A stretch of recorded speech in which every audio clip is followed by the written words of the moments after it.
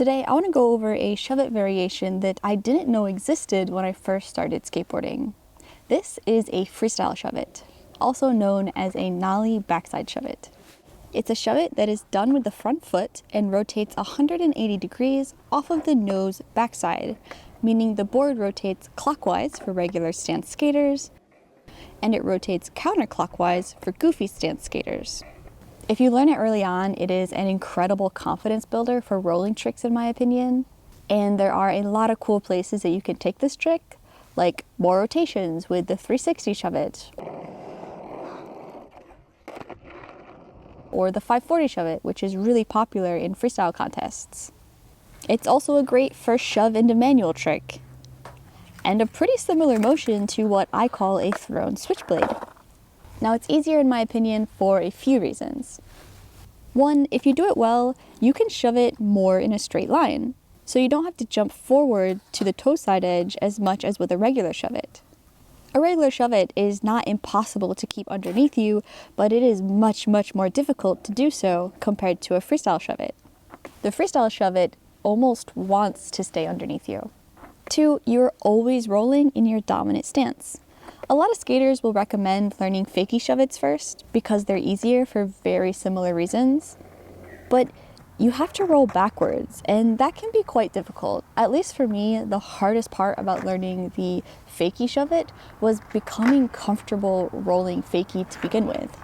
And three, this trick relies on momentum over strength. For a regular Shuvit, the board rotates right in the center of the deck. So you have to use a little strength and a little skill to be able to break the wheels free and guide them through their 180-degree rotation. Freestyle Shuvits are done off of the nose and rotate around the nose, which means even if these front wheels don't leave the ground, it's still going to rotate properly. And it will take significantly less force to do it. Any skills that you already have before trying this trick will of course be beneficial, but the only two things I think you really need to know are being able to run up and jump onto the board and feeling quite comfortable while riding. Because rolling is your best friend here, the Nollie or Freestyle Shuvit isn't impossible to do stationary, but it is much easier to do while rolling. Now let's get into foot placement. So when I first started learning the Shuvit, instead of having my foot straight down the board like a freestyle Shuvit, I actually kind of learned it like every other Shuvit I had been doing, like the fakie Shuvits I learned first. So my foot was kind of at an angle and I was pushing pretty hard forward and jumping back very much like I learned my fakie Shuvits.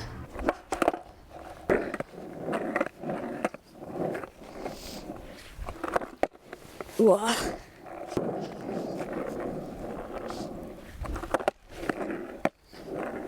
And even though you can do the Nollie Shuvit this way, I do find that the freestyle foot positioning is a lot more advantageous as we get into harder and more advanced variations. Freestylers set up for Shuvits off of the nose like this. My front foot is in the center of the board and it's resting on the grip pretty much straight down the nose. When it comes to how far down the nose you want your foot to be, I try to have the ball of my foot kind of like right at the inside or around this top bolt here, or the inside of my wheel I mean, and that gives me just like a nice little pivot point while my back foot rests straight against the bolts and should probably be just around this area.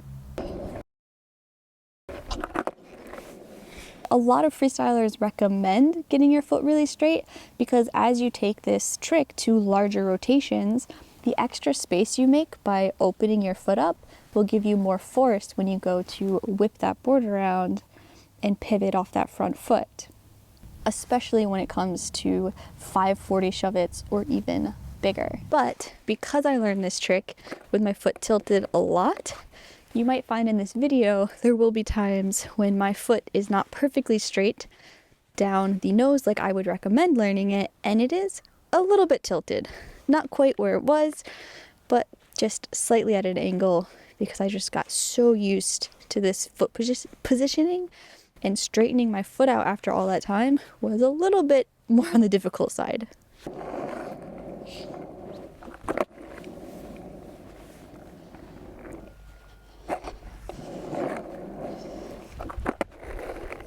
But at the end of the day, we are all a little bit different, and your foot positioning might not look exactly like mine. For example, you can see how different my feet look just on a much larger board. This is an 825 straight board compared to my 7.3 spoon nose. Depending on your foot size, the board size, whether you have a flat nose or a steep kick, depending on how long the board is, or even how short your legs are in comparison, the stance might look a little bit different. So experiment with what feels stable and what feels comfortable for you. And if you have a board with significantly different kicks, you can also experiment with what side you like to do this off of. I personally prefer to do 180s off of the tail and 360s off of the nose when I skate a spoon nose, because it's just a lot more comfortable to be able to catch this trick on the tail. Also, quick disclaimer, when I say the word nose in this video, I don't necessarily mean the perfect nose of your skateboard. I just mean the kick tail or the kick nose that is underneath your front foot. So if this is your normal riding stance, we're talking about this kick right here in the front. Because sometimes I use my nose, and sometimes I use my tail. However, I'm always talking about the kick under the front trucks, okay? Just to make that clearer in case there are clips in this video where you notice that I'm not using the nose of my skateboard. And while this trick might not be incredibly easy at first, luckily the mechanics behind it are quite simple. All the front foot really needs to do is pivot, to push slightly down with your toes diagonally across the board and fling out a little bit with your heel. And that's it. When it comes to the back foot, it's even a little more simple. You just want your toes to be hanging off the board, the toe side edge of the board a little bit, and you'll just be pushing straight back. Just a very gentle push straight back, a little bit of an assist.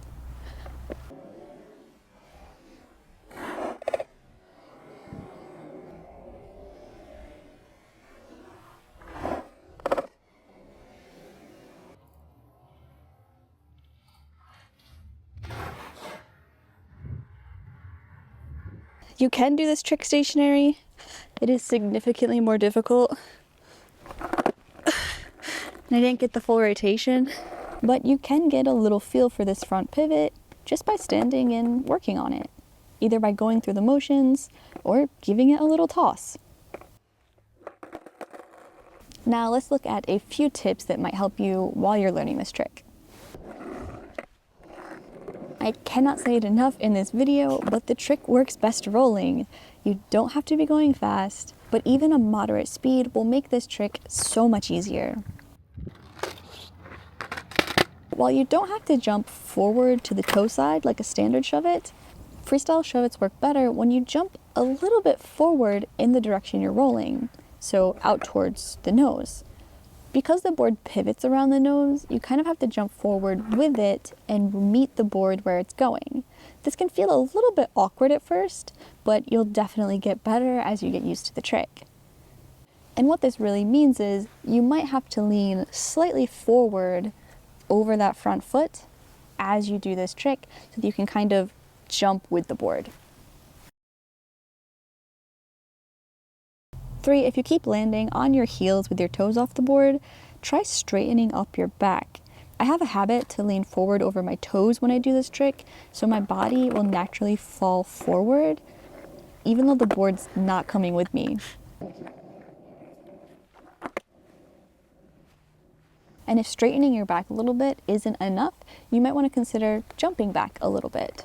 While the Shuvit tends to travel in a straight line, early on you might find the board traveling behind you, and it's totally okay to start jumping back a little bit while you get better and improve your technique.